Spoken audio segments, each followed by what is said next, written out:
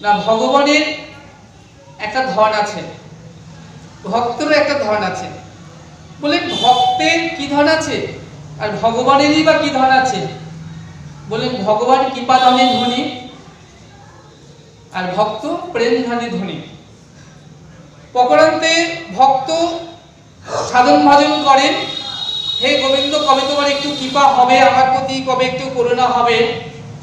প্রকরান্তে ভগবানও কিন্তু তিনি ভক্তের ওই প্রেম ধনকে লুটে পুটে নিতে চান, আস্বাদন করতে চান। সকালবেলা মায়েরা ফুল তুলে আনেন, এনে মালা গেঁথে গোবিন্দ চরণে দেন, ভগবানের গলায় মালা পরান। এই যে আমাকে মালা পরায়, এই যে আমার সেবা করে, কি সুখ পায় ভগবান বলছে এটা কিন্তু আমার জানা হলো না। বেটি লোভাত কি সুখ পায় ভক্ত ভগবানের সেবা করে পায় কোটি গুণ সুখ। প্রকরান্তে ভগবান সেবা নিয়ে পায় এক গুণ সুখ, তাহলে লাভটা কার? ভক্তের। তাই ভগবানের আজকে লোভ হচ্ছে যে আমি যদি ভক্তের ওই ভক্তিধনকে লুটে পুটে আস্বাদন করতে পারতাম তাহলে আমি জানতাম ভক্ত আমাকে সেবা করে কি সুখ পায়। কিন্তু আমি তো অনন্ত ব্রহ্মাণ্ডের একমাত্র ভগবান ঈশ্বর, ঈশ্বরও পরম কৃষ্ণ সচ্চিদানন্দ আনন্দঘন রসময় বিগ্রহ অনাদিরাদি গোবিন্দ সর্বকারণ কারণম। তাহলে আমি অনন্ত কোটি ব্রহ্মাণ্ডের ভগবান, তাহলে সকল ভক্ত আমাকে সেবা করে একটা সুখ পায়, তবেই তো তারা সেবা করে ভজন করে। কিন্তু আমার কিন্তু জানা হলো না যে তারা সেবা করে কি সুখ পায়। তাই আজকে গোবিন্দ কি করলেন না, নিজের হাতটি কচলাতে কচলাতে আজকে তিনি কি করছেন না, ওই ললিতা বিশাখা দিয়ে ওই কুঞ্জের দিকে এগোচ্ছেন। অমনি সখীরা ডেকে বলছেন, ও শ্যাম, আজকে তোমাকে বড় চিন্তাগ্রস্ত মনে হচ্ছে। গোবিন্দ বলছে, হ্যাঁ জানো আমি একটা বড় বিপদে পড়েছি। বললেন, সে কি কথা? তুমি তো বিপদ ভঞ্জন মধুসূদন, বিপদে পড়লে সবাই তোমার কাছে যায় আর তুমি সকল বিপদে পড়েছো। বলছেন, হ্যাঁ আমি না বড় কৃপণ। এই কৃপণতা, আমার কৃপণতার কথা যদি জগৎ জীব জেনে যায় তাহলে তো খুব মুশকিল। কেমন কৃপণ জানো? গোবিন্দ বলছেন, দেখো গোবিন্দ হচ্ছে কাঁচা আম, দেখেছো মা? কৃষ্ণ হলো কাঁচা, কাঁচা আম কি থাকে? টক। আর গৌর আমার পাকা আম। বৈশাখ জ্যৈষ্ঠ মাসে এখন যেমন আমের মুকুল এসেছে, গুটি বাঁধবে, দেখবে দেখতে দেখতে বৈশাখ মাস যখন আসবে তখন দেখবে কাঁচা আম, জ্যৈষ্ঠ মাসে সব আম পেকে গেছে। তো কাঁচা আম আস্বাদন করে দেখবে টক। কৃষ্ণ তদ্রূপ টক, গৌর আমার পাকা আম, সুমিষ্ট।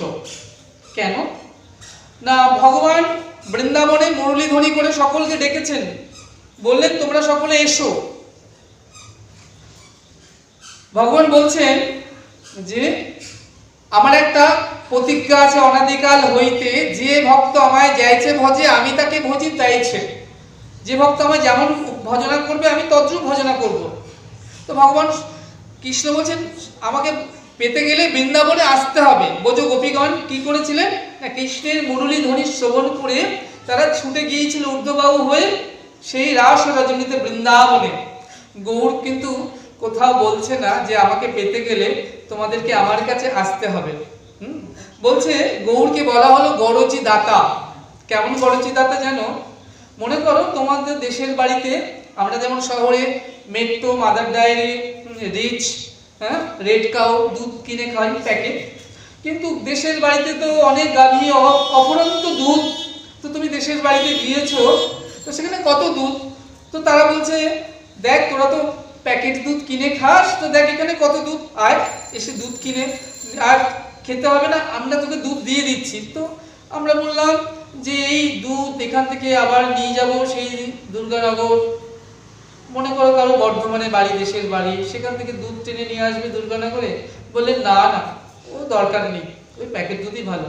বলছে না না, হ্যাঁ বলছে তাতে করে কিসে করে নেব, পাত্র নাই তো।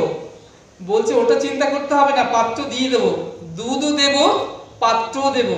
আর যদি নিয়ে যেতে না চাস তাহলে কি হবে না, আমি গিয়ে পৌঁছে দিয়ে আসবো।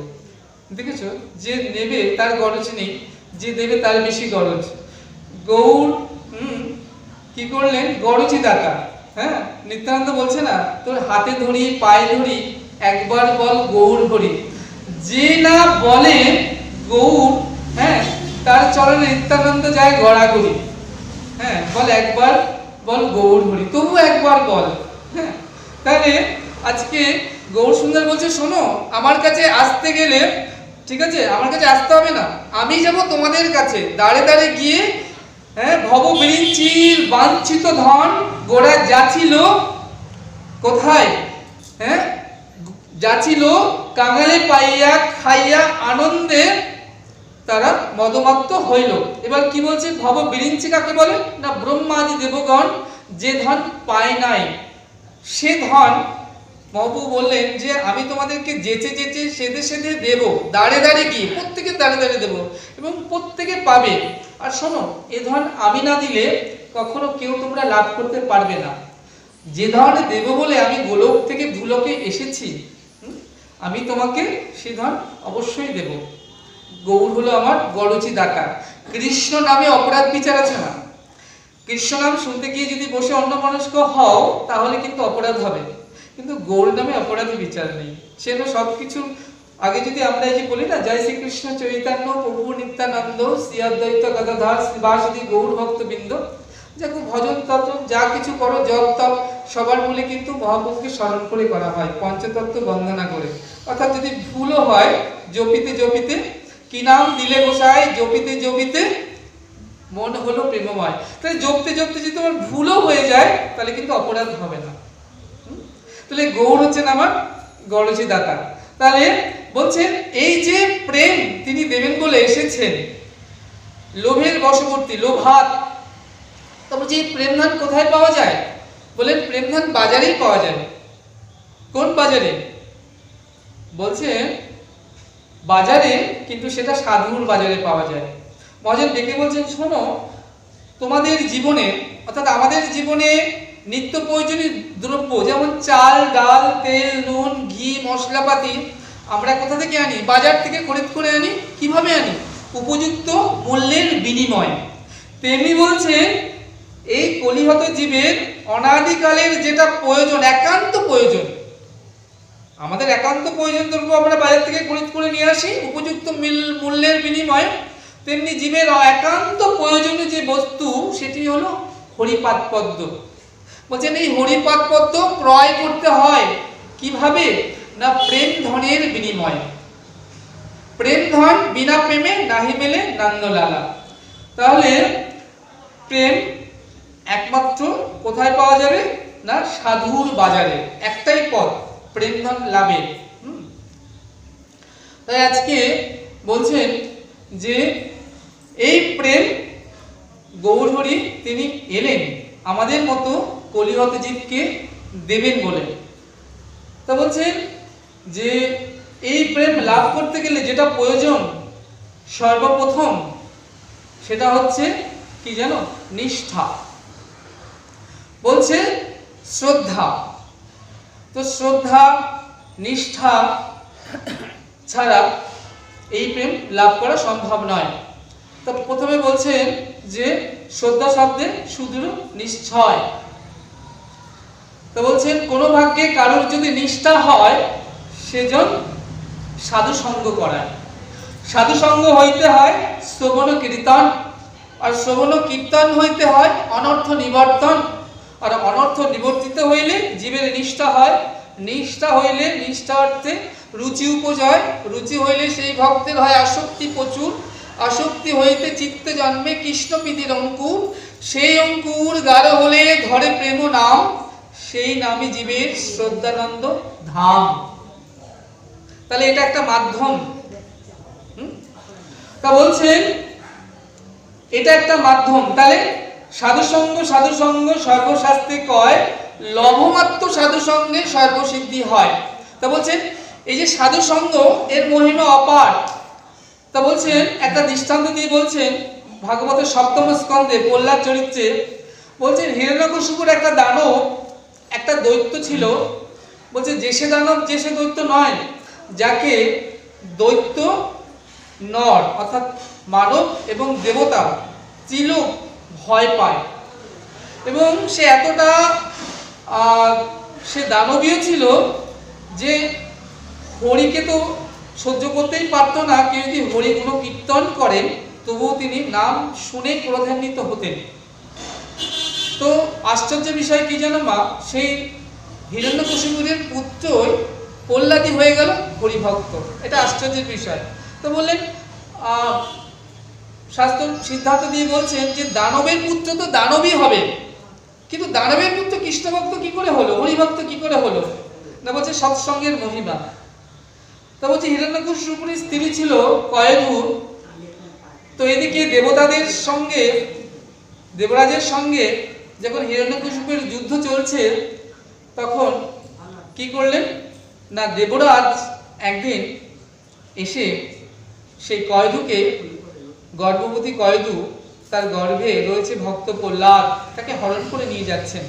তো যেতে যেতে পথে দেবর্ষী নারদের পাদের সঙ্গে দেখা, তো দেবর্ষী নারদকে দেখে দণ্ডবাদ করলেন দেবরাজ। তো দেবর্ষী নারদ বলছেন, হে দেবরাজ, আপনি দেবরাজ হয়ে একই কাজ করছেন, আপনি একটা গর্ভবতী রমণীকে হরণ করে নিয়ে যাচ্ছেন, আপনি দেবরাজ, এতে তো আপনার কলঙ্ক হবে। হ্যাঁ, তা বললেন তাহলে কি উপায় হবে হে দেবর্ষিপাদ? বললেন আপনি একটা কাজ করুন, আমার আশ্রমে কয়েদুকে রেখে যান। তো আজকে দেবরাজ কয়েদুকে দেবর্ষিপাদের আশ্রমে রেখে দিয়ে গেলেন। এখন দেবরাজ যে রেখে দিয়ে গেছেন, দেবর্ষিপাদ কি করছে না, আশ্রমে বসে নারায়ণ নারায়ণ হরি গুণ কীর্তন করেন। এতদিন নিজেই রান্না বান্না করে খেতেন, কিন্তু ব্রহ্মচারী তো আজকে কয়েদি আসাতে তার অনেকটা সাহায্য হচ্ছে, কয়েদি অনেক তাকে এই সমস্ত ভোগরাগে সাহায্য করছেন, সহায়তা করছেন। তো কি হচ্ছে, ওই হরিগুলো কীর্তন শুনতে শুনতে শুনতে শুনতে পেটের মধ্যে কয়েদুর পেটে যে প্রহ্লাদ রয়েছে, সেই প্রহ্লাদও হরিভক্ত পরিণত হচ্ছে। বললেন এই যে ভক্তের অনেক শ্রেণীবিন্যাস আছে, একটা হচ্ছে জাত ভক্ত, নিত্য শুদ্ধ ভক্ত, সাধন সিদ্ধ ভক্ত। বলছে জাত ভক্ত কাদের বলে জানো? যারা জন্মেই হরিভক্ত হয়ে যায়। বললেন মনে করুন আপনার 1 লক্ষ টাকা আছে ব্যাংকে, আপনার নাতিটা জন্মেই কিন্তু আপনার ওই টাকার মালিক হয়ে যাবে, তার জন্য নাতিকে কোনো কোর্ট কাছারি করতে হবে না। তেমনি এই জগতে যারা জাত ভক্ত, তারা জন্মেই হরিভক্ত নিয়েই জন্মান। তো দেবর্ষিপাদ হরিগুণ কীর্তন করেন, মহা আনন্দে আছেন। এদিকে কি হলো না, ভক্ত প্রহ্লাদের জন্ম হলো সেই আশ্রমে। তাহলে একদিন প্রভু ডেকে বলছেন দেবর্ষিপাদকে, হে দেবর্ষিপাদ, মনে হচ্ছে আপনার মনটা ভালো নেই। বললেন হ্যাঁ দেখো আমি তো সাধন ভজন করছি। দেবর্ষিপাদ ভগবানের উত্তম ভক্ত, ভক্তের যেমন শ্রেণীবিন্যাস আছে, উত্তম ভক্ত, মধ্যম ভক্ত, কনিষ্ঠ ভক্ত, ভক্তের অনেক শ্রেণীবিন্যাস। তো দেবর্ষিপাদ উত্তম ভক্ত, হরিগুণ কীর্তন করেন। বলছেন আমি তো হরিগুণ কীর্তন করছি, আমি তো আনন্দে আছি, কিন্তু হে প্রভু চেয়ে দেখো মর্তবাসীর দিকে, হ্যাঁ, তারা অন্নগত প্রাণ অধপতে মহানে কামিনী কাঞ্চনে আসক্ত, সর্বত্র অনাচার অবিচার, ভোজনবিহীন। হ্যাঁ, ভজন নেই তাদের, সাধন নেই, তারা সাধনবিহীন। তাহলে বলছে তুমি কি করবে? বলছে আমি দেশে দেশে বেড়াবো আর হরিমুখ জনাকে হরি বলাইব। তাই জন্য দেবর্ষিপাদকে বলা হলো উত্তম ভক্ত। উত্তম ভক্ত কাকে বলে? উত্তম ভক্ত হচ্ছে শাস্ত্র সুনিপুণ, যারা দৃঢ় শ্রদ্ধাবান, হ্যাঁ, শাস্ত্র সুনিপুণ, দৃঢ় শ্রদ্ধাবান, এই জগতে উত্তম ভক্ত তারা হন অধিষ্ঠান। অর্থাৎ শাস্ত্র জ্ঞান আছে, দৃঢ় শ্রদ্ধা আছে, তারা উত্তম ভক্ত। মধ্যম ভক্ত কাকে বলে? শাস্ত্র সুনিপুণ, ততটা দৃঢ় শ্রদ্ধাবান নন, উত্তম মধ্যম অধিকারী সে। আর বলছেন কনিষ্ঠ ভক্ত কাকে বলে? বলছে কনিষ্ঠ ভক্ত যার কমল নিষ্ঠা, ধীরে ধীরে সে একদিন হইবে উত্তম। তাই দেবর্ষি পাদকে উত্তম ভক্ত অর্থাৎ তরি বলা হলো। তরি কাদের বলেন না, তরি অর্থাৎ নৌকা, যে নিজে তরায় অথচ অন্য যদি কেউ তাকে আশ্রয় করে তাকেও সে ডুবতে দেয় না, তাকেও আশ্রয় দেয়। বলছেন তরিতে অর্থাৎ নৌকায় আপনি 3টে নৌকা বানান, একটা লোহা দিয়ে নৌকা বানান, একটা কাঠ দিয়ে নৌকা বানান, একটা শোলা দিয়ে নৌকা বানান। বললেন 3টে নৌকায় এবার 3টে ছিদ্র করে দিন, দেখবেন লোহার নৌকা যেটা সেটা কিন্তু ডুবে যাবে, কাঠের নৌকাটাও ডুবে যাবে, কিন্তু শোলার নৌকাটা ডুববে না। কেন না, সে হচ্ছে উত্তম। বলেন এইরকম এই জগতে যারা উত্তম ভক্ত তারা সাধন ভজন নিজেরা শুধু করেন তাই নয়, অন্যকেও সাধন ভজন করতে সহায়তা করেন। তারা নিজেরা শুধু হরিকথা শ্রবণ করেন তা নয়, অন্যকেও 2-4 জনকে নিয়ে আসেন মন্দিরে, বলে চলো আজকে এখানে হরিকথা হবে, শ্যাম বাবা হরিকথা বলবে চলো। এরকম করে যিনি নিয়ে আসেন এবং যাদের দৃঢ় শ্রদ্ধা আছে, শাস্ত্র শুনে পড়, তাদেরকে বললে উত্তম ভক্ত।